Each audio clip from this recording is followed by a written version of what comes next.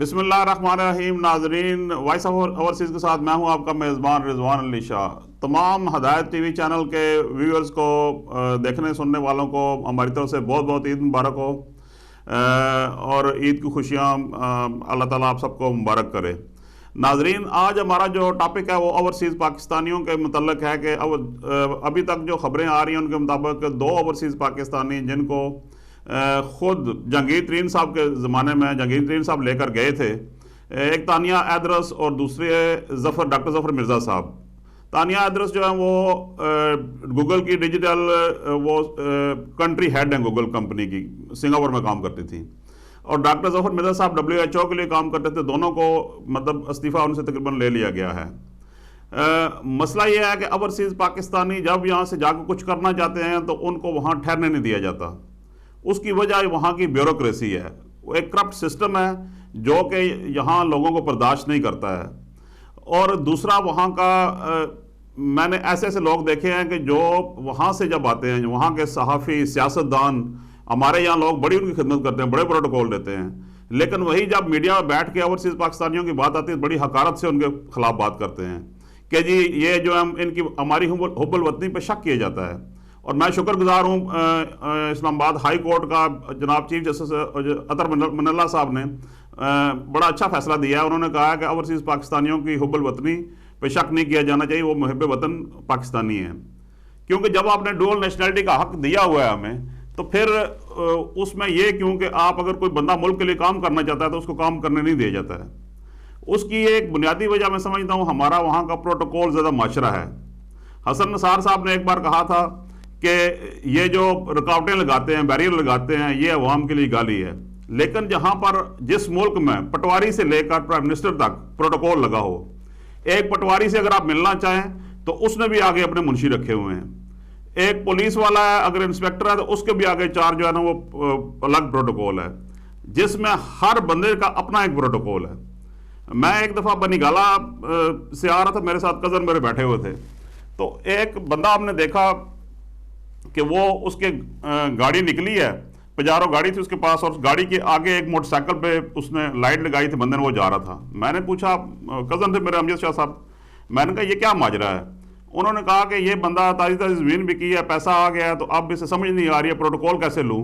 तो उसने ये बंदा हायर किया हुआ है, इसको तनख्वाह देता है कि वो अपनी गाड़ी मोटरसाइकिल पर लाइट लगा के इस गाड़ी के आगे चलता है। तो जब इतना बीमार ज़्यादा माशरा हो तो वहाँ पर हम क्या तो कर सकते हैं। और बहुत सारे मसाइल हैं। आज हमारे साथ जनाब गेस्ट हैं ऑनरेबल आबद ज़मान खटक साहब, जो कि ब्रांड एम्बेसडर हैं फॉर इन्वेस्टमेंट केपी की UK एंड यूरोप, वज़ीर आला सरहद के। और उनके साथ हैं जनाब मलिक इब्रार हुसैन, जनरल सेक्रेटरी मुस्लिम लीग नून लंकाशायर, और चौधरी नदीम कैसर साहब, जो कि सेंट्रल वाइस प्रेसिडेंट है पाकिस्तान पीपल्स पार्टी। वेलकम शो जनाब। सबसे पहले आबद ज़मान खटक साहब, मैं आपसे पूछना चाहूँगा कि आप वज़ीर आला सरहद के ब्रांड एम्बेसडर भी हैं यहाँ पर, तो ये जो ओवरसीज़ पाकिस्तानियों के साथ सलूक हो रहा है आपकी हुकूमत में, इसके बारे में आप क्या कहते हैं? जी, मेरे तरफ से पहले स्टूडियो में बैठे हुए मेरे भाइयों को बहुत बहुत सलाम। आप सबको ईद मुबारक, और सामीन को मेरी तरफ से दिल की गहराइयों से गुजरा हुआ ईद आप सबको मुबारक हो। ओवरसीज पाकिस्तानी अब से नहीं, पिछले 40-50 साल से माशाल्लाह मुल्क की खिदमत करते रहे। और जितने भी पाकिस्तानी, स्पेशली हमारे ब्यूरोक्रेसी से या हमारे जो बड़े बड़े सियासतदान हैं, वो जब भी ओवरसीज, चाहे वो UK हो या अमेरिका हो या यूरोपियन कंट्रीज या एमरात्स की जो कंट्रीज है, जहां भी वो गए हैं उनकी बड़ी इज्जत की गई है। लोगों ने दिल खोल कर जो उन्होंने मांगा है उन्होंने दिया है। जी जी। अनफॉर्चुनेटली अब तक किसी भी सियासतदान ने जो वादे किए थे मुल्क ओवरसीज पाकिस्तानियों के साथ, जब भी उन्होंने वादे किए, यहां बैठकर वो वादे के वादे ही रहे। पाकिस्तान जाकर कभी भी वो वादे उनके साथ निभाए नहीं गए। फर्स्ट टाइम है कि एक गवर्नमेंट आई है कि वो चाहती है कि ओवरसीज पाकिस्तानियों को इन्वॉल्व करें, ओवरसीज पाकिस्तानियों की सेक को तकवीयत दी जाए। फर्स्ट टाइम है कि ओवरसीज पाकिस्तानियों की वोट के राइट का जो हक है उसके बारे में बात की गई है। और इंशाल्लाह जो आने वाला इलेक्शन है, हमारी कोशिश होगी कि जितने भी ओवरसीज पाकिस्तानी हैं उनको वोट का हक मिले। जब तक ओवरसीज पाकिस्तानियों के पास ये वोट का हक नहीं होगा, तब तक हमारी सेकी कोई वक़्त नहीं होगी। जब हमारे पास वोट का के इस्तेमाल का ये जो ताकत है वो होगी, तब वो लोग हमारी बात को संजीदगी से सुनेंगे। तो माशाल्लाह बहुत सारे मसाइल थे, नादरा के हवाले से और पीआईए के हवाले से। जो सबसे बड़ा मसला है ओवरसीज पाकिस्तानियों के लिए, वो वहां की उनकी जो जायदादें हैं, लोगों ने कब्जे किए हुए हैं। जी जी। सबसे बड़ा मसला ये है। पीआईए के मसाइल कोरोना वायरस से पहले तो हल ही थे, तकरीबन किसी को कोई मसला नहीं था।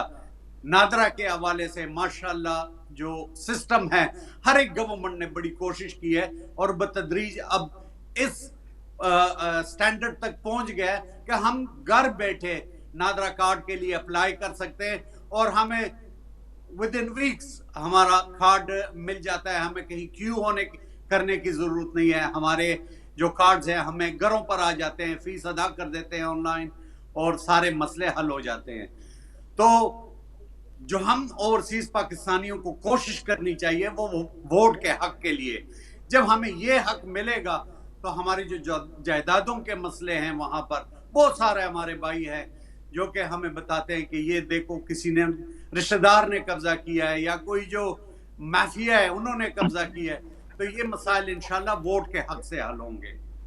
जी, चौधरी नदीम कैसर साहब, आप क्या कहते हैं कि जो कुछ खटक साहब फरमा रहे हैं कि हमारी बड़ी उम्मीदें थी इमरान खान साहब की गवर्नमेंट से कि ओवरसीज पाकिस्तानियों के मसाइल हल करने में कामयाब रहे हैं, क्या कहते हैं आप? जी रिजवान शाह साहब, पहले तो मैं आपका और आपके चैनल का मशकूर ममनून हूँ और उसके बाद मैं पूरी दुनिया के मुस्लिम उम्मा को ईद उल मुबारक के मौके पर उनके मुबारकबाद पेश करता हूँ। और ओवरसीज पाकिस्तानियों को गुजारिश ये है जी कि आज हमारा मुल्क जिस दोराहे पर खड़ा है उसमें जो आपका क्वेश्चन है उसके हवाले से मैं बात करूंगा कि ओवरसीज पाकिस्तानी के मसाइल जो हैं वो इस गवर्नमेंट ने लाकर उन्हें एक बंद गली में छोड़ दिया है। आप देखें कि पीआईए की बंदिश से, ये मेरे तमाम भाई यहाँ पर बैठे हुए हैं, जो हम 500 पाउंड का टिकट यहाँ से यूके से खरीद कर पाकिस्तान जाते थे, वो 1600 पाउंड का टिकट अब मिल रहा है। और पाकिस्तानी ओवरसीज पाकिस्तानियों के मसाइल जो हैं वो डे बाई डे वो ज्यादा से ज्यादा बढ़ रहे हैं। और जहां तक मेरे भाई ने बात की कि वोट के हक की और नादरा कार्ड की, ठीक है, नादरा कार्ड जो है वो इसमें आप देखें कि जब वजीर आजम राजा परवेज अशरफ थे उस वक्त ब्रेडफोर्ड में भी और दूसरी जगह पे भी पाकिस्तान पीपल्स पार्टी की गवर्नमेंट ने डिजिटल पासपोर्ट्स यूके में लॉन्च किया था। लेकिन उस वक्त से लेकर अब तक हम इस बात की स्ट्रगल कर रहे हैं कि हमारी जो फीस है पासपोर्ट्स की और नादरा कार्ड की, वो बनिस्बत पाकिस्तान के में जो फीस पे की जाती है उससे डबल है। तो उसके बाद जैरिस का एक सिस्टम है, वो भी यहाँ पर यूके के हवाले से वो भी एक ऐसा सिस्टम है कि जो जिसको खत्म होना चाहिए। और जहां तक वोट के हक की बात किया, वोट बेशक ओवरसीज पाकिस्तानी के वोट का हक हासिल होना चाहिए। हमारी पिछली गवर्नमेंट में हमने बकाया तौर पर हम असेंबली में एक करारदाद लेकर आए थे कि ओवरसीज पाकिस्तानी को उनका हक मिलना चाहिए। अगर उस वक्त मुस्लिम लीग नून हमारा साथ देती तो हम कानून पास करके तो हम उसको लेके आते। और आज ओवरसीज पाकिस्तानी के जो नुमाइंदे हैं वो सेनेट में भी, सूबाई असम्बलियों में भी और कौमी असम्बलियों में भी बैठे होते।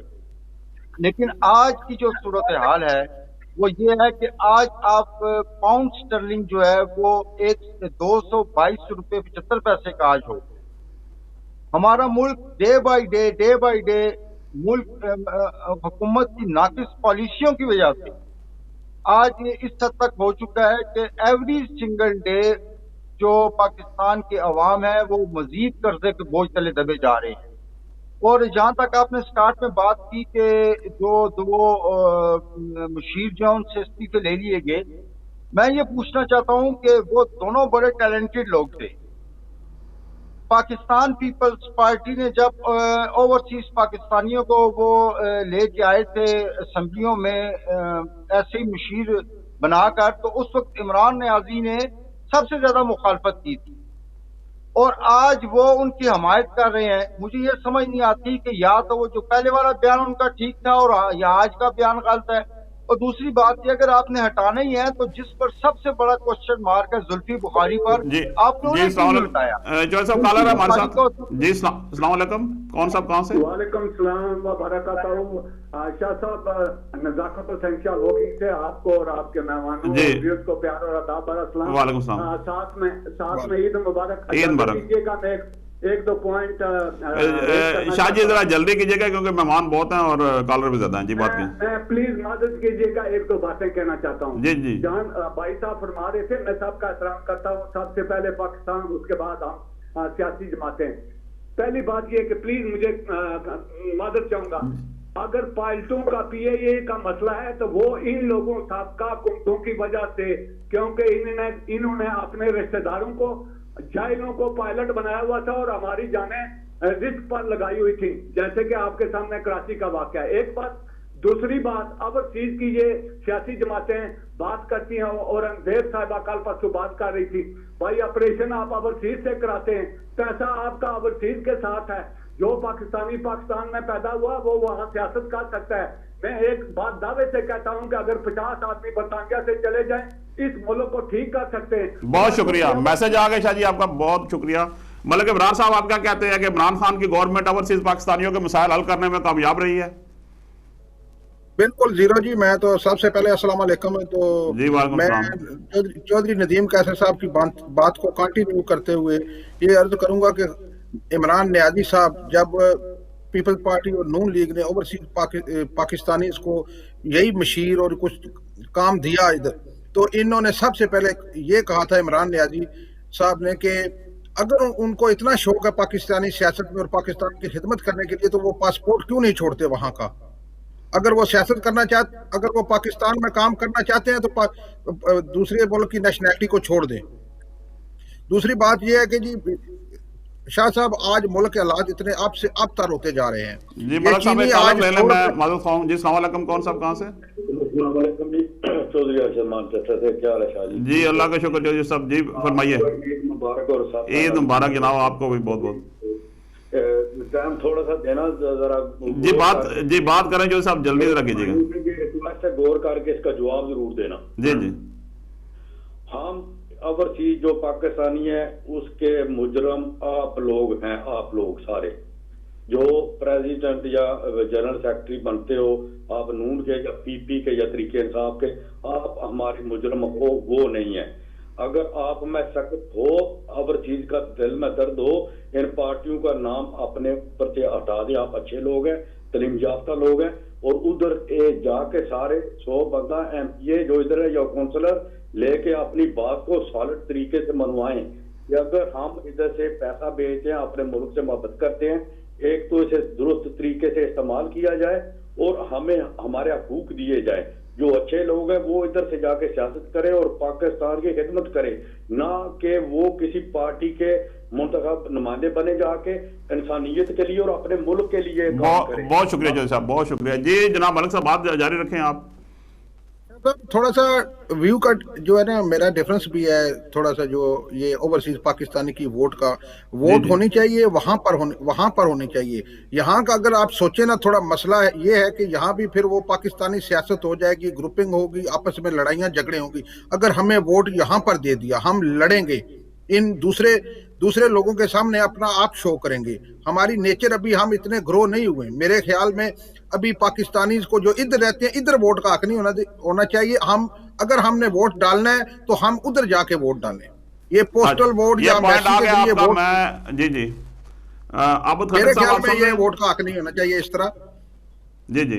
तो दूसरा, अगर सियासत में हिस्सा लेना है, जैसा कानून है पाकिस्तान का, तो हम अगर नेशनैलिटी प्यारी है इतनी, तो फिर यहाँ रहें। अगर सियासत में हिस्सा लेना है तो मेरे ख्याल में फिर पाकिस्तान में जाकर इलेक्शन लड़ना चाहिए, नेशनैलिटी छोड़ के वहां पर लगे। ये देखें ना, अभी उन्होंने 2 मिनिस्टर वो निकाले हैं जिन्होंने डॉक्टर जफर मिर्जा साहब जिन्होंने करप्शन किया इंडिया से, कोई मेडिसन का उनका चक्कर था, और दूसरी उसका जो पाकिस्तान डिजिटल बनाने आई थी गूगल की वो मोहतरमा साहिबा, उनका भी सुना है कि उनकी अपनी कंपनी थी और वो जहांगीर तरीन और वो आपस में मिलकर उन्होंने ठेका उसी को डिजिटल कंपनी को दिया, पाकिस्तान डिजिटल का। जी अब्बास खटक साहब आप सुन रहे हैं? ये मलक साहब आपको आगे अभी वो कॉल आ गई थी बीच में। जी आपने कॉलें भी सुनी है, आपने मलक साहब को भी सुना और जनाब जो नदीम साहब को सुना है। आप क्या कहते हैं कि जो इल्जामात लग रहे हैं कि ये करप्शन को जैसे निकाला गया है? जी मुझे समझ नहीं आ रही है कि ये लोग किस तरह से इधर बैठकर उन लोगों की हिमायत कर रहे हैं जिन्होंने मुल्क को तबाही के दौरान पे छोड़ दिया है। सही बात है। इमरान खान वो वाहिद शख्स है जो कि जिनकी हमदर्दियां पाकिस्तान के साथ है। इन लोगों की हमदर्दियां, इनके लीडरान की हमदर्दियां, ये तो मेरी तरह माशाल्लाह अच्छे लोग हैं और ये मैं समझता हूं कि इनके दिल में पाकिस्तान की नासमझी है कि ऐसे लोगों को सपोर्ट कर रहे हैं जो कि पाकिस्तान को उन्होंने पिछले 40 साल में इस बेदर्दी से लूटा है। और नवाज शरीफ साहब जो कि जब भी उस पर कोई इन्वेस्टिगेशन हुई है उसकी, उस पर जब भी कोई बुरा वक्त आया तो वो पाकिस्तान छोड़ कर आया है। जरदारी का मैं ये कहूंगा कि वो चाहे जेल में जाए या जिधर जाए वो पाकिस्तान में रहता है, लेकिन नवाज शरीफ का मैं क्या कहूंगा। तो इन लोगों का मुझे समझ नहीं आ रही है।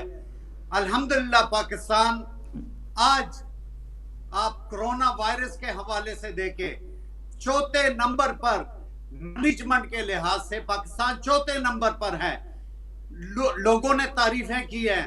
अमेरिकन थिंक टैंक के चेयरमैन ने इमरान खान को खत लिखा कि भाई आपकी जो स्ट्रेटजी है वर्ल्ड लीडर्स को फॉलो करना चाहिए। अच्छा, आप खटक साहब, पहले तो मैं ये पूछूंगा कि आपका जो ओहदा मिला है वज़ीर आला सूबा सराद ने दिया है, ये क्या है? आप मतलब कुछ एक्सप्लेन करेंगे हमारे व्यूअर्स को कि एम्बेसडर आप हैं इन्वेस्टमेंट के, किस चीज के बारे में है?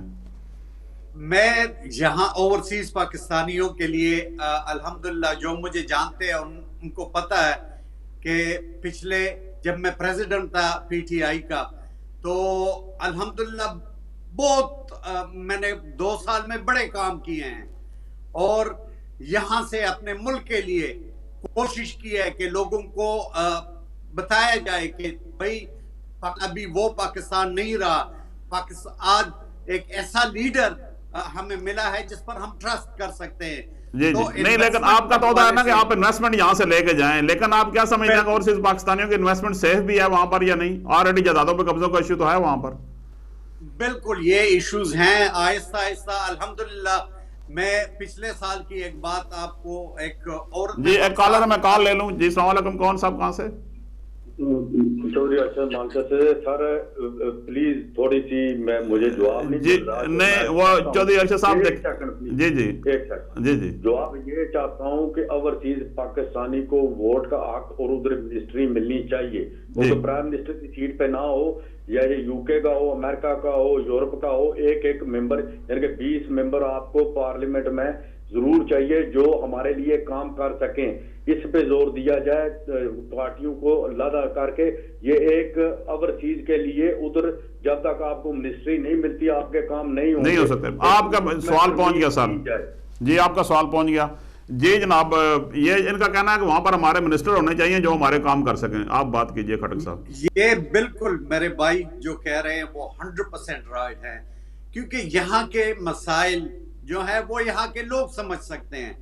तो सही बात जब हमारा अपना बंदा होगा तब ही वो हमारी बात सुनेगा, हमारे साथ उनकी हमदर्दियां होंगी। बाकी जो सियासतदान है वो आते हैं, उनकी हम लुक आफ्टर करते हैं और वो चले जाते हैं, और जैसे ही वो लैंड करते हैं वो भूल जाते हैं कि भाई ओवरसीज पाकिस्तानियों ने हमें क्या बताया था। तो ये जो भाई हैं बिल्कुल ठीक कह रहे हैं। और इंशाल्लाह ये मेरे भाई ने कहा कि भाई हम लेके आए थे पार्लियामेंट में ना, ये जब इलेक्शन से पहले 2018 के इलेक्शन से पहले 2 साल की हमारी स्ट्रगल थी। वहां पर हमने अपने पैसे खर्च किए हैं, वहां के वकला के साथ मिलकर ये हम पार्लियामेंट में लेके आए थे कि ओवरसीज पाकिस्तानियों को हक वोट का हक मिलना चाहिए। और इंशाल्लाह अभी भी वो स्ट्रगल हमारा जारी जी है। कॉलर है और जी वालेकुम जी, जनाब कौन सब कहाँ से? सुल्तान महमूद सेंटर से। जी जनाब बोलिए। मैं ये कहूंगा कि जो ओवरसीज का ये धोखा दे रहे हैं लोग, यहाँ पे बातें कर रहे हैं, जी। ये समझते नहीं है, ना तो इस सियासत को समझते हैं, ना दुनिया की पॉलिटिक्स को समझते हैं। इस वक्त पाकिस्तान में हो कह रहे, पाकिस्तान एक न्यूक्लियर स्टेट है और चारों तरफ उसके दुश्मन है। नेक्स्ट डोर हमारा हिंदुस्तान है। उनके ओवरसीज पाकिस्तानी नहीं है भाई, उनका कानून है या तो तुम इंडिया में रहो या तुम जिस वो उनका कानून है ना सर, हमें तो हक दिया हुआ ना डुअल नेशनलिटी का पाकिस्तान ने। जी डुअल नेशनलिटी का जहां तक ताल्लुक है, फ्रॉड है। सबसे ज्यादा जितने ओवरसीज पाकिस्तानी रहते हैं ना, वो मिडिल ईस्ट में रहते हैं, ना कि इंग्लैंड में रहते हैं। ये इंग्लिश स्पीकिंग की जो बात करते हो ना, ये मिनॉरिटीज है। जुल्फी बुखारी जैसे लोग हैं जो कि बहुत शुक्रिया सर, हमारा टाइम बहुत कम है सुल्तान साहब, बहुत टाइम कम है। जी जनाब, मैं चौधरी नदीम साहब की तरफ आऊंगा। आप क्या कहते हैं, ये जो बर्निंग इशू है इस टाइम ओवरसीज पाकिस्तानियों का, डिफरेंट व्यूज है इस पर, तो आप क्या कहना चाहेंगे? देखें शाह, बात ये है कि जहां तक ये खटक साहब ने फरमाया कि ये जो उन्होंने बात की कि हम लेके आए थे, बेसिकली बात ये है कि on floor on the house जब बात होती है ना, तो कानून साजी में हमेशा पाकिस्तान पीपल्स पार्टी हमेशा पहले नंबर पर रही है। पाकिस्तान पीपल्स पार्टी की ये हिस्ट्री है कि हमारे कायदीन ने हमेशा, हमारे कारकुनान ने ऑन बोर्ड जाकर अदालतों का सामना किया है और हमारा मीडिया ट्रायल भी होता रहा है और आज तक हो रहा है, लेकिन इसके बावजूद हम पर आज तक कोई इल्जाम साबित नहीं हो सका। जहां तक इन्होंने बात की कि इसका ड्यूल नेशनलिटी की और कोरोना वायरस के हवाले से, तो मैं खटक साहब से एक बात कहूंगा कि आप अपना थोड़ा सा रिकॉर्ड दुरुस्त फरमा लें, क्योंकि WHO के मुताबिक पाकिस्तान में जो है वो पहले नंबर पर वो आजाद कश्मीर और गिलगित बल्तिस्तान कोरोना वायरस के हवाले से आता है। दूसरे नंबर पर सिंध आ रहा है, तीसरे नंबर पर पंजाब है और चौथे नंबर पर आपका खैबर पख्तूनख्वा है कि जिस वज़ीर आला के आप मुशीर हैं। ऑन बोर्ड जाकर आप देखें, जहां पर आपकी अरसे दराज से आपकी गवर्नमेंट है और वहां पर अभी तक आपके वुज़रा और आपके वज़ीर आला झूठ पे झूठ बोले जा रहे हैं कि जो वहां पर मेट्रो बस का जो स्कैंडल है वो मंजर आम पे नहीं आ रहा। आप कैसे बात कर सकते हैं कि जायदादों पर कब्जे हो रहे हैं? आपके वज़ीर आला परवेज खटक ने मालम जब्बा में हजारों एकड़ की जमीन एक्वायर करके उस पर कब्जा किया हुआ है, जो कि अभी भी सुप्रीम कोर्ट में उसकी हेयरिंग हो रही है उस केस की। फिर दूसरी बात यह है कि आप पर ओवरसीज की जो फंडिंग का केस है वो आप तक अभी तक खुलवाने नहीं जा रहे। आप पाकिस्तान मुस्लिम लीग या पीपल्स पार्टी या दीगर जमातों को क्या खराब कहेंगे? कि आप में हिम्मत है तो ठीक है, आप उस केस को चलने दें, उसका फैसला आने दें। दूध का दूध और पानी का पानी हो जाएगा। आटा चोर, चीनी चोर आपके दाएं और बाएं बैठे हुए हैं, आप उनके खिलाफ आप कोई फैसला केस जो है उसका फैसला नहीं करने जा रहे। फिर दूसरी बात यह है कि जुल्फी बुखारी जो है उसको आप क्यों नहीं बाइट करते, आप जिसके ऊपर इतने बड़े करप्शन के इल्जाम हैं।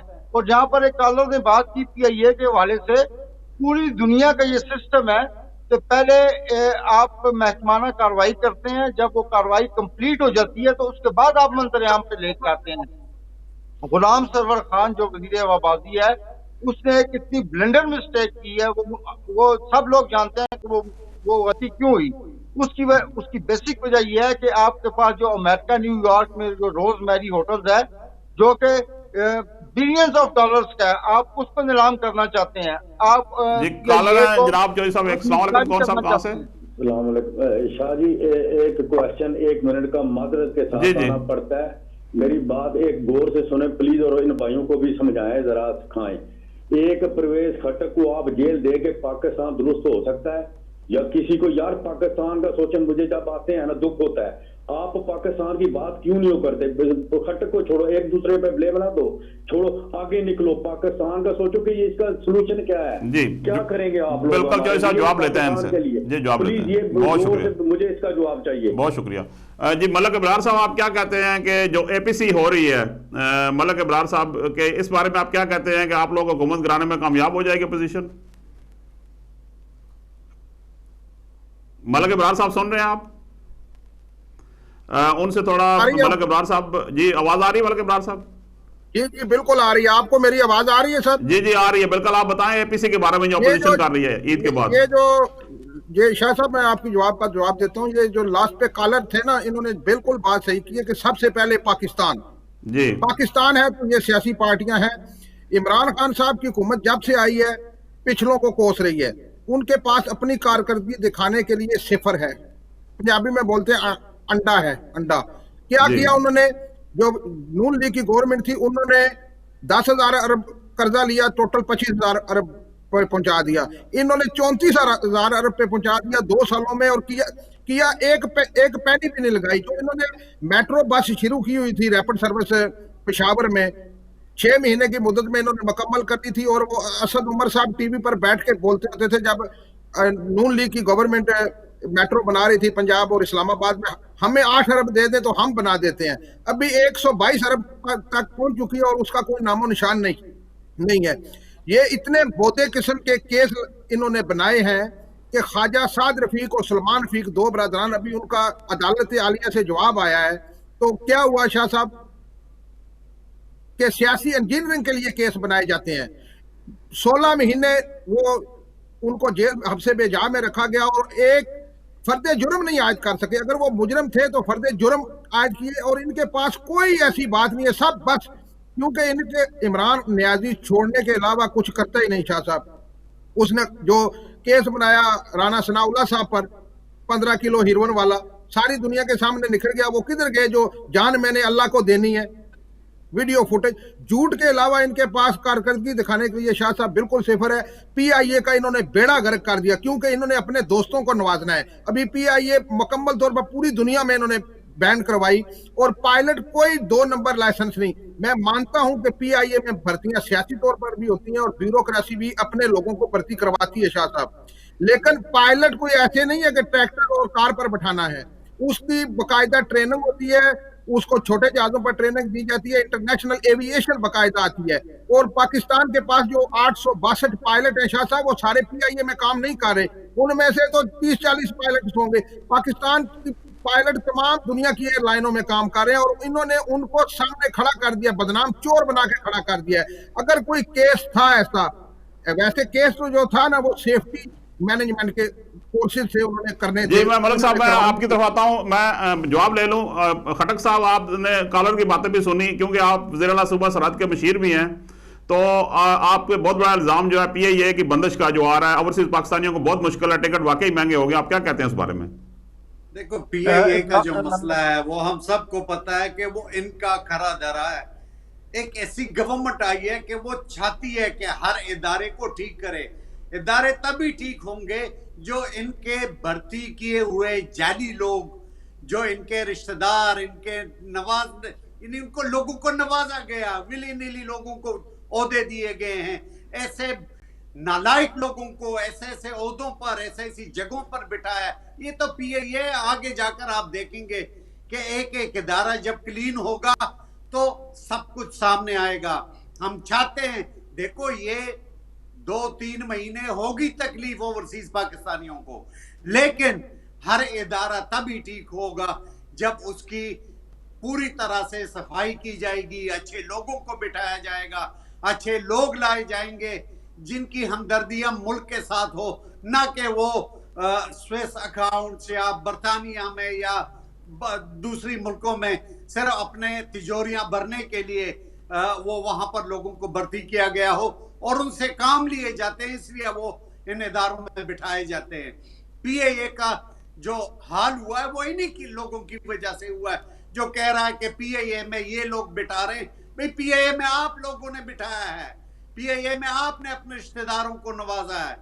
तो इंशाअल्लाह वो वक्त आने वाला है कि पाकिस्तान अपने पांव पर खड़ा होगा, और आपको यकीन से कह सकता हूं कि जब लोगों को ये भरोसा होगा कि हमारा पैसा सही तरीके से लग रहा है, तो यहां से लोग ना सिर्फ पैसे भेजेंगे बल्कि वहां जाकर इन्वेस्ट भी करेंगे। खटक साहब, जैसे ये अभी ये फरमा रहे थे कि देखें खटक साहब, जो पाउंड का रेट है 220 रुपए से ऊपर चला गया है, मतलब सारी जमातें ये कह रही हैं मुल्क की मईशत तबाह हो रही है, मुल्क में काम रुके हुए हैं, इसके बारे में क्या कहते हैं आप?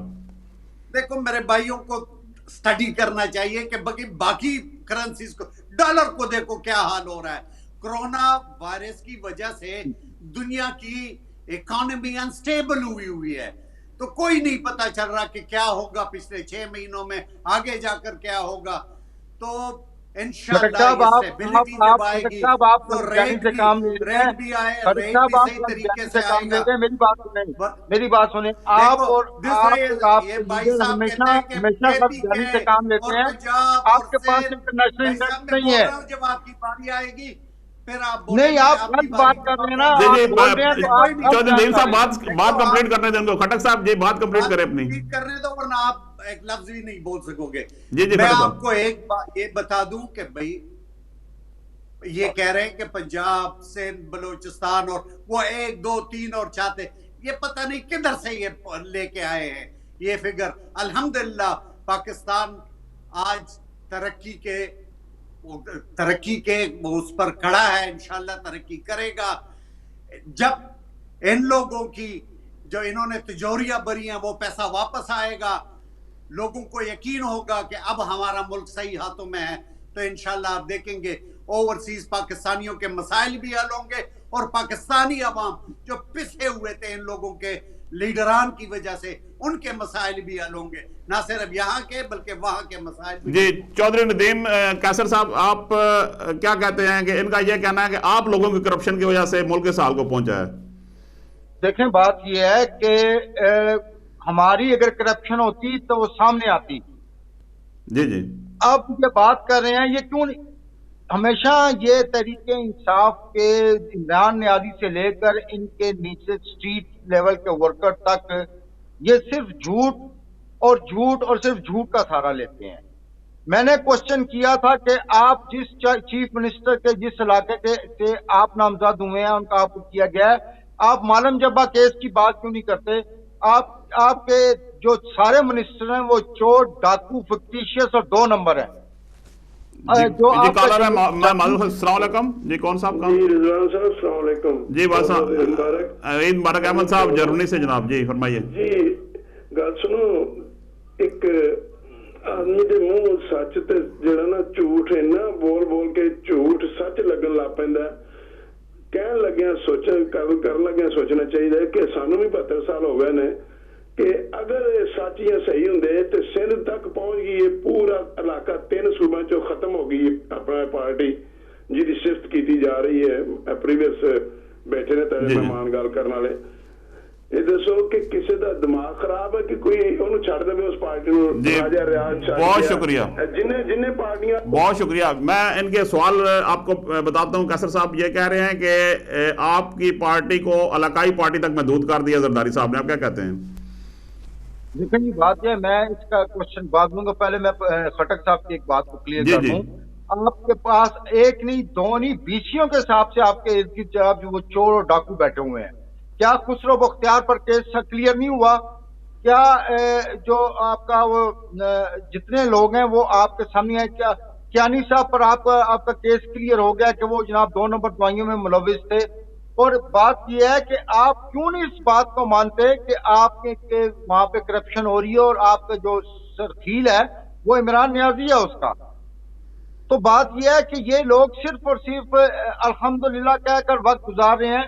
2 साल हो गए आपकी गवर्नमेंट को, इंटरनेशनल इंडेक्स पे आप लोग इतने नीचे चले गए जिसका अंदाजा नहीं है। और जहां तक PIA की बात है, PIA के जो जितने लोग थे वो अगर किसी ने अपने रिश्तेदार भर्ती किए हैं तो पायलट भर्ती किए हैं ना, यह तो नहीं किया कि सिलाई मशीन बेचने वाली, सिलाई मशीन पर कपड़े सीने वाली जो इमरान न्याजी की बहन है वो जहाँ अमेरिका में उसने इतने बड़ी प्रॉपर्टियां खरीदनी है। और जहां तक बात की ना इस कॉलर ने, यार ये बहन उस पर ना जाओ। देखो आपके सारे अब आपको प्रॉब्लम क्यों है? अब आपको प्रॉब्लम क्यों होगी है? कुछ समझ कर लेना आपके उन नस्लों के नस्ल उनके खबर खटक साहब का बहन पे सुना चाहूँ जो करप्शन में इन्वॉल्व है वो कोई भी है, बहन है, बेटी है। पैदा भी नहीं होते, करप्ट वो लोग हैं, उनका आप corruption का जहर डिसऑनेस्ट भरा करप्ट होता है। लोग हैं आप अभी लोग, उनके वो आप पेटों करप्शन में में होते इन्वॉल्व हैं, तो लोग हैं आप जी corruption- आपको पता जी ही है। कैसर साहब एक मिनट, मैं मलक इब्रार साहब, और जहाँ तक ताल्लुक है खटक साहब एक मिनट, ये वतीरा इन लोगों का, नहीं। शाह साहब ये वतीरा इन लोगों का कि जहां पर झूठे पड़ते हैं वहां पर इस किस्म की इंटरप्शन शुरू कर देते हैं। सवाल का जवाब देना, मैं इनसे इन्हीं की जुबान में, शाह साहब एक मिनट, मैं इन्हीं की खटक साहब की जुबान में एक बात करता हूं कि वो पश्तो के शायर ने कहा है कि जब चाहता वायम चाह दला सदी मां बंदे जख्मूना दा अशना दला सदी। ये आपके इलाके में आपकी जुबान में मैं बात कर रहा हूँ, आप जवाब दें। मालूम जब्बा केस का क्यों नहीं अभी तक फैसला हो सका? मालूम जब्बा आप जवाब केस दें। देखो, मालूम जब्बा आप केस एक में मिनट, अभी तक अच्छा मैं खटक साहब, आप कैसर साहब बात उनको जवाब देने दीजिए। खटक साहब बताएं मालूम जब्बा केस के बारे में क्या कहते हैं आप? मालूम जब्बा केस अदालतों में कोई उन पे वो नहीं है, अदालतों में जारी है। अभी तक कुछ भी रत्ती बराबर भी परवेज खटक पर प्रूव नहीं हुआ है। परवेज खटक वो वाहिद मिनिस्टर है जिन्होंने केपीके में ऐसी गवर्नेंस की जिसकी वजह से पीटीआई को दोबारा ना सिर्फ गवर्नमेंट मिली बल्कि दो आपको पता है कि 5 लाख के केक लटकाए वो बना दी गया था। गवर्नेंस थी परवेज खटक साहब आपको पता है कि हमारे साथ अस्सलाम वालेकुम, कौन साहब कहां से? केक और चाय परवेज कहना चाहता हूँ जी जी, ये जो परवेज खटक शाहजी, परवेज खटक की ये बात करते हैं, परवेज खटक बनाए, इन्होंने तहकीकात क्यों नहीं कराई? एक बात, दूसरी बात, नैप इनके अंडर थी, परवेज मुशर्रफ ने ये अदारा बनाया था, परवेज मुशर्रफ साहब ने, तो आपने इसको खत्म क्यों नहीं किया? आपकी हुकूमतें थी, आपका काम बनता था कि तरमीम करें, नैप के अदारे को खत्म करें। अब जब इमरान ने इनको टंगा डाला है, पंजाबी में कहते हैं ना टंगा, आप हूं जिला टंगा पाया उला इन्हें तकलीफ हुई, ये सारे काम तुसाने गलत होए वे, वो आनी तक सफाई कर रहे हैं।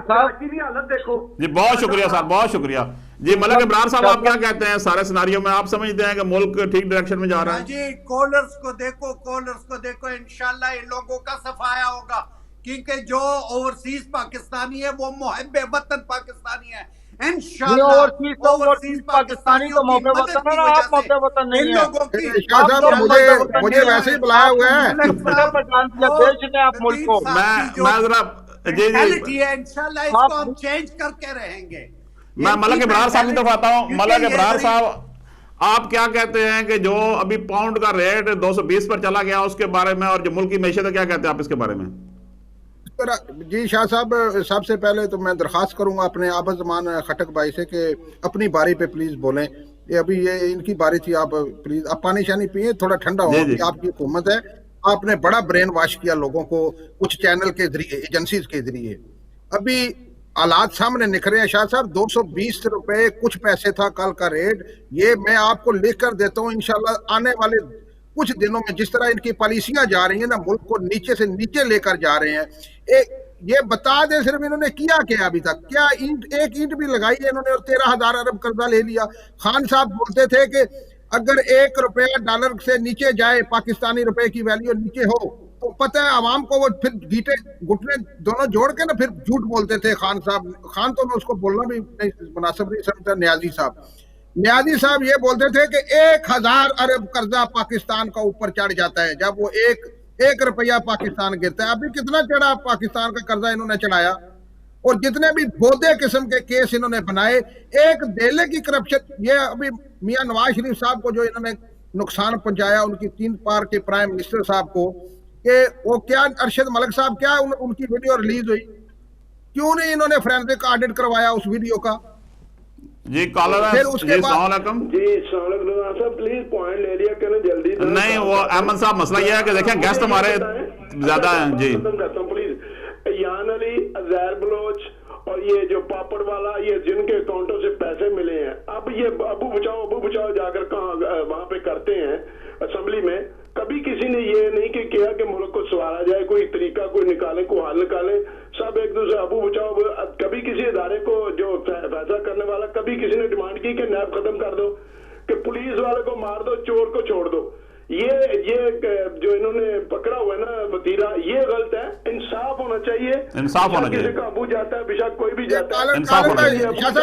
बात आपकी जवाब पहुंच गया सवाल के इंसाफ होना चाहिए। जी मलिक साहब फरमाइए, आप बात कंप्लीट कीजिए। कॉलर का ये जवाब देता हूँ। ये जो इन्होंने एक और झूठ बोला है कि दूसरी जमातों ने बोला है कि नैब को खत्म कर दे। सबसे पहले मैं खंदा पेशानी से अपनी पार्टी की गलती को मानता हूं, तस्लीम करता हूं कि ये नैब का जो काला कानून है कि टेररिस्ट को भी 14 महीने 16 महीने बगैर वारंट के ऐसे गिरफ्तार नहीं किया जाता जिस तरह ये हमसे बेजा में रखते हैं। ये नून लीग की अपनी गलती है जिसकी वो सजा आज भुगत रही है। ये इन्होंने हमसे सीखा होना चाहिए। हाँ कि एंटी करप्शन के और भी हैं, ये कानून खत्म होना चाहिए। अभी इन्होंने ये इसको खत्म नहीं ना किया अपनी मर्जी, क्योंकि पीछे बूटों वाले की चाप है ना। तो पाकिस्तान में हम तो सियासत में रहो लेकिन चोंच मारते रहो। जैसे मियां नवाज शरीफ साहब भी सियासत में इनकी वजह से ही आए, इनके बगैर नहीं आ सकते, ये सबको पता है। लेकिन उन्होंने 90 में ही आकर अपने पारे जो है ना झटक दिए थे शाह साहब। इसी तरह न्याजी साहब अभी आए, अभी वो बच्चे हैं,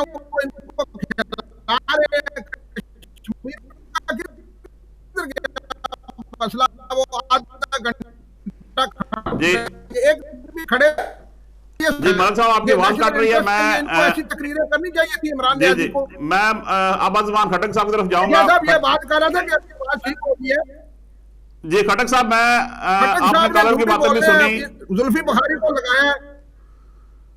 जी मैं खटक साहब को बुखारी अपना दोस्त है उसको लगाया है, वो जहांगीर साहबजादा जहांगीर साहब को लगाया। वो उनके साथ भी इनके फैमिली के घरेलू तलकात है। जो पैसा, वो पंजाबी में बोलते हैं पैसा फेंक तमाशा वेख। आप खटक साहब क्या कहते हैं? आप देखो शाह जी, आपको पता है माशाल्लाह इमरान खान वो वाहिद लीडर है, ना तो वो किसी के पैसे से इंप्रेस होता है, ना किसी की पर्सनालिटी से इंप्रेस होता है। वो इंप्रेस होता है तो काम से। जुल्फी बुखारी देखो पिछले दिनों दुबई गए हैं और जहां भी उसने जहां भी पाकिस्तानियों को देखा कि वो फंसे हुए हैं, सिंगापुर में उसका कारनामा देखो। फर्स्ट टाइम कोई गवर्नमेंट ने चार्टर्ड प्लेन्स वहां भेजे और अपने ओवरसीज पाकिस्तानियों को वो लेके आए हैं। जुल्फी बुखारी जितना एक्टिव है ओवरसीज पाकिस्तानियों के लिए, इसलिए तो मैं कहता हूं कि वो लोग होने चाहिए ओवरसीज पाकिस्तानियों से 5, 10, 15 बंदे हमारे पार्लियामेंट में होने चाहिए, क्योंकि दिल में पाकिस्तानी ओवरसीज पाकिस्तानियों का दर्द होता है। तो अल्हम्दुलिल्लाह जुल्फी बुखारी के बारे में ये कह रहे हैं, वो तो एक दिन भी पाकिस्तानी गवर्नमेंट में ये पिछले 2 साल के अलावा उस पर क्या करप्शन है। ये कहते हैं कि जुल्फी बुखारी पे करप्शन है, वैसे ही करप्शन है, नाम से करप्शन बन जाता है। करप्शन आपके दौर में भी जुल्फी बुखारी उधर था। पिछले 5 सालों से जब केपीके में हमारी गवर्नमेंट थी, सेंट्रल में नहीं थी, जहांगीर तरीन पर आप कहते थे कि चीनी माफिया। अभी आपने कहा जहांगीर तरीन, बार बार आपको मैंने सुना है चैलेंज किया कि मुझ पर आप साबित कर दें, समझ गए। अभी तक अदालत में उस पर साबित नहीं हुआ। लेकिन अगर इमरान खान को किसी पर जरा बराबर भी शक हो जाता है तो अल्हम्दुलिल्लाह वो करेजियस लीडर है कि वो जहांगीर तरीन जैसे लोगों को भी कह सकता है कि भाई ये ओहदा आप छोड़ दे। अभी उसको का क्या बना? किसका? जी कॉलर हमारे साथ, अस्सलाम वालेकुम। 100 रुपया किलो पहुंचा दी, गरीब का जीना आराम कर दिया लोगों ने। बात कीजिएगा। एक मिनट देना, मैं सिर्फ बात करना चाहता हूँ मिसाल देके। जी बात करें। ये जो भाई जुल्फी बुखारी और जहांगीर तरीन इस किस्म की बातें कर रहे हैं ना, जी मशीर है इस वक्त उनका हुकूमत का, उसकी भी तो हर गांव में एक किरदार होता है जिसको कहते हैं नूरा वो होता है कि जिसकी अपनी ना कोई जमीन होती है, ना घर होता है, ना बाहर होता है। वो कभी लंबड़ों के डेरे पे, कभी चौधरियों के डेरे पे जाके सोता, खाता पीता रहता है। और एक दफा ऐसा हुआ कि उनके झगड़े हो गए आपस में। जी जल्दी प्लीज, ये आप स्टोरी ना सुना। नहीं बात करें, आप सवाल करें ना। उनके झगड़े हो गए आपस, ये किरदार का सवाल आप नहीं किरदार आप देखें ना। ओहो, जब झगड़े हुए तो उन्होंने क्या किया कि नूरा जो है ना सारा गांव छोड़ के बाहर आ गया। जी आपकी बात बहुत लंबी है, सॉरी मैं नहीं ले सकता हूँ। जी अपना जो नदीम कासर साहब, आप क्या कहते हैं जो भी बात हो रही थी, खटक साहब जो फरमा रहे थे? देखें शाह साहब, गुजारिश ये है कि कराची में, कराची से ताल्लुक रखने वाला जो सदर पाकिस्तान है वो कराची से है। आपके 14 से 15 लोग जो हैं वो उनका ताल्लुक कराची से, जो MPA और MNA है। आपके अलाइंस में जो लोग हैं वो MQM के लोग वो कराची से हैं। कराची का मेयर जो है वो MQM से है, जिसका जो कि आपके अलाइंस है। कराची के जो हालात पिछले दिनों हुए हैं उसमें आप एक सवालिया निशान बना देते हैं सिंध गवर्नमेंट को। जो father of the city, mayor of the city है वो जी साहब मैं कॉल लिख रहा हूँ। अस्सलाम वालेकुम जी। मैंने कहा बात 1 सेकंड में खत्म करनी थी। आप नहीं, आप देखे ना स्टोरी, आप स्टोरी लेके शुरू हो गए ना। मैंने कहा कि ये वो नूरे हैं, जब इन्हें जरूरत जब इनकी कुर्सी छीन ली जाएगी तो फिर ये चले जाएंगे मुल्क छोड़ के। ये वो आप नहीं, ये नूरे नहीं है, आप ओवरसीज पाकिस्तानी खुद भी हैं। आप कैसी बात कर रहे हैं? ये करना चाहते हो कि इनका अपना तो है कुछ नहीं। नहीं, ये तो नहीं, आप मुझे एक मिनट आप नहीं, आप मुझे बताएं आप रहते कहाँ हैं? यहाँ यूके में रहते हैं? नहीं, मुझे छोड़े इस बात को। नहीं, आप ओवर नहीं, मैं इसे कह रहा हूँ, आप ओवरसीज पाकिस्तानी हैं? आप मुझे ये बताएं। सर मैं पूछ रहा हूँ कि आप ओवरसीज पाकिस्तानी हैं? मैं सवाल आपसे पूछना चाहता हूँ, आप मुझे बता दें। भाइयों को तो छोड़े, मैं आपसे पूछना चाहता हूँ। नहीं, आप ये जो कह रहे हैं नूरा, तो आप ओवरसीज पाकिस्तानियों को कह रहे हैं ना कि ये छोड़। आप नहीं, पाकिस्तानियों को नहीं कह रहा। आपको समझ ही नहीं आई, आपने सुना ही नहीं है। मैं कह रहा हूँ जो इस वक्त हुकूमत में बाहर से लाके बैठाए हुए ये बहुत नूरे हैं। या आप छोड़ के चले जाएंगे तो फिर आपको ये उनका अपना तो है कुछ नहीं। नहीं, ये बात नहीं है। नहीं, ये सामान कहाँ गई है? नजर आया आप उसका भी नजर आता है आपको? तो मकसद ये कहने का कि सवाल मैं आपसे ये पूछना चाहता हूँ, मुझे सिर्फ ये बताएं कि जो हालात इस वक्त पाकिस्तान में हैं और जिस तरह से हालात गुजर रहे हैं, आप ये बताएं कि अब इसके बाद जो आगे मुश्किल हालात आ रहे हैं, पेट्रोल की कीमत भी बढ़ गई है जी जी, तो क्या हुकूमत पे आप भी उम्मीद रखते हैं आप लोग के ये कुछ कर पाएगी जो अभी तक दो? ये आपका सवाल हो गया ना, अभी इनका जवाब लेते हैं सवाल। बहुत शुक्रिया, बहुत शुक्रिया जी। जनाब कैसर साहब। जी रिजवान अली शाह साहब, ये हालात ऐसे हैं कि टेक्निकल तौर पर मुर्द इल्जाम सिंध गवर्नमेंट को ठहराया जाता है। सिंध गवर्नमेंट ने पाकिस्तान में कोरोना वायरस में सबसे पहले एक इकदाम शुरू किया। आपके पंजाब से और खैबर पख्तूनख्वा से हार्ट का स्पेशल ऑपरेशन कराने के लिए फ्री ऑफ कॉस्ट लोग कराची जा रहे हैं ऑपरेशन कराने के। लेकिन जहां तक बात यह है, खटक साहब वेस्ट गर्म हो जाते हैं। जाहिर है इनको जब झूठ को सच साबित करने के लिए बहुत सी बातों को शामिल हाल किया जाता है। इन्होंने कहा कि इमरान नियाजी बहुत बड़ा लीडर है, उसको किसी के पैसे की परवाह नहीं। वो तो उसकी तो यूट्यूब पर बेशुमार फुटेज मौजूद है। वो तो शुरू से लेकर आज तक और फ्लोर ऑफ द हाउस पे असेंबली में वो बात कह चुका है कि मैं तो ना, मुझे मांगने में कोई शर्म नहीं आती। जो शख्स जिसका इज्जत नफ्स ही ना हो, जो कि सारी जिंदगी जिसने मांग मांग कर गुजारा किया हो, वो क्या लीडर होगा? जो कि झूठ को यू टर्न के, और जब उसको सल्लल्लाहु अलैहि वसल्लम जो शख्स ना कह सके और आपका स्पीकर नेशनल असेंबली भी ये इंसिस्ट करे कि मिस्टर इमरान नियाजी आप सल्लल्लाहु अलैहि वसल्लम कह दें, तो वो उस शख्स पे आप क्या बात करेंगे? और जहाँ क्या ये खटक साहब बड़े तारीफें कर रहे हैं उसकी बुखारी की, मैं ये इनसे पूछता हूँ कि आपकी जमात इस वक्त कौमी असेंबली में सबसे बड़ी जमात है। क्या आपके पास MNAs और MP नाअहल, नकम्मे और नाकारा है कि आपने बाहर से हारी हुई फरदौस आशक ईवान को आपने मिनिस्टर बना दिया, आपने जुल्फी बुखारी को इजाफी इख्तियारात दे दिए, आप एक रिटायर्ड जनरल को जी कॉलर हमारे साथ। जी अस्सलाम वालेकुम। वालेकुम सलाम। इमरान ने जब जमामा को डिवोर्स किया था तो जज ने हाई कोर्ट के जज ने कहा था कि ये पहला आदमी है जिसने दौलत को ठकराया है। उसने कहा कि मेरा जो कुछ भी बनता है जमामा को दे। बहुत शुक्रिया शाह जी, बहुत शुक्रिया, बहुत शुक्रिया। टाइम नहीं है शाह जी। जी कॉलर हमारे साथ। हेलो अस्सलाम वालेकुम सर। जी वालेकुम जनाब। अच्छा सारे कोई असें टाइम मिसी कोई दो गल कमेंट करने में जी जी जी गल करो जनाब। असल टाइम बहुत थोड़ा है, सस्ते बात करें आप। जी जी जी बात करें। अस्सलाम वालेकुम जनाब। जी वालेकुम जी, बात करें अपनी प्लीज।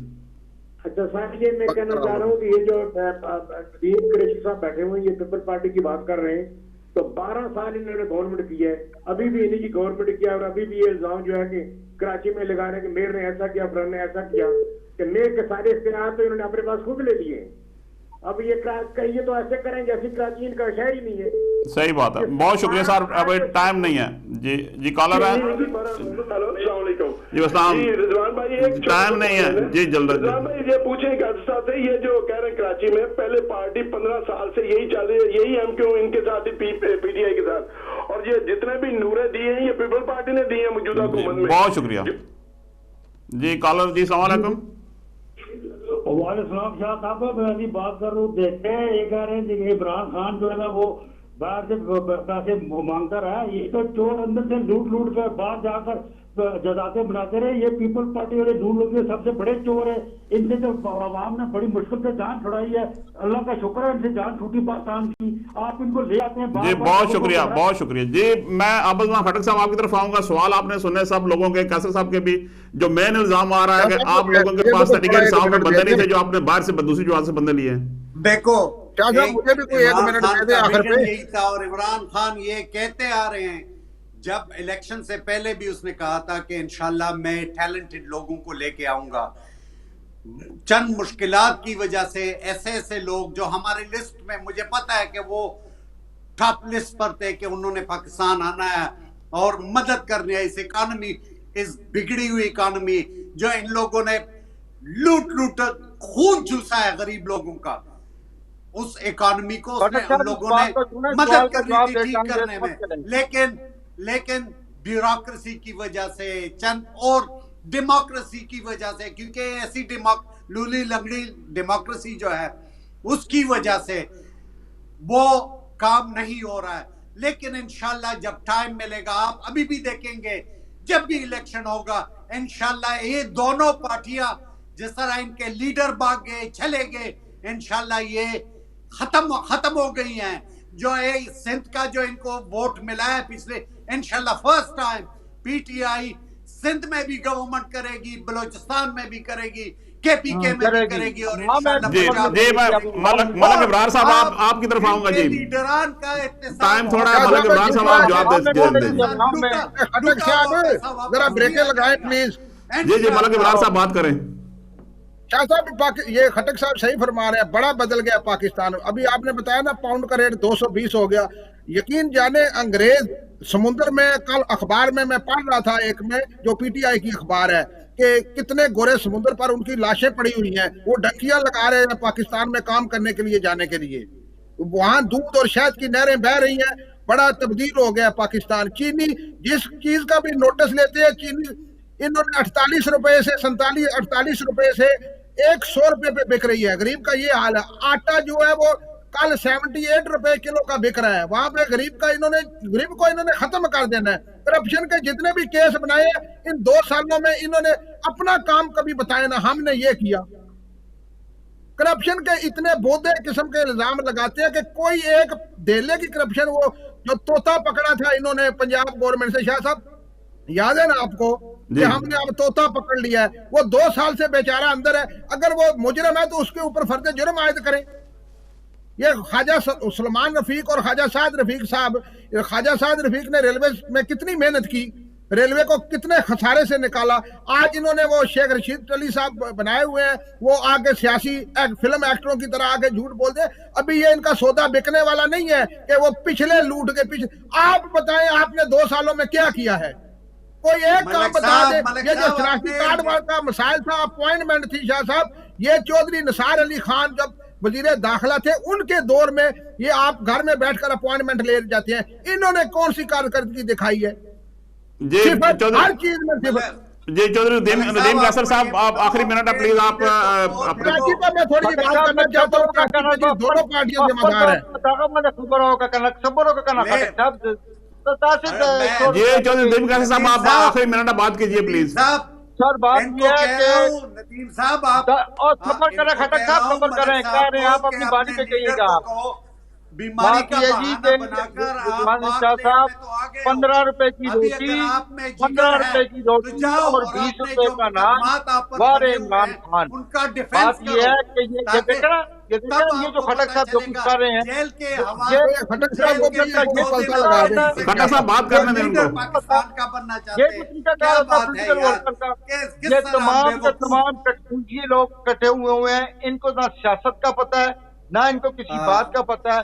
सारी हमें पता है जिंदगी कि जिन हमें लोगों नहीं ने, है सियासत। आप लोगों को सियासत का आप आपके सबर लीडर- करें ना, आप आपका क्या हुआ, नहीं आप कहूंगा, आपके सारा लीडर खबरों को आपका आटा किया कहूंगा आप। कि उनको नहीं सियासत आप का पता है। खामोश हो जाए ना, अब आपको तकलीफ हो रही है, अब आपको क्या जी, तकलीफ कैसे साहब बात करें, जी कैसे साहब बात करें।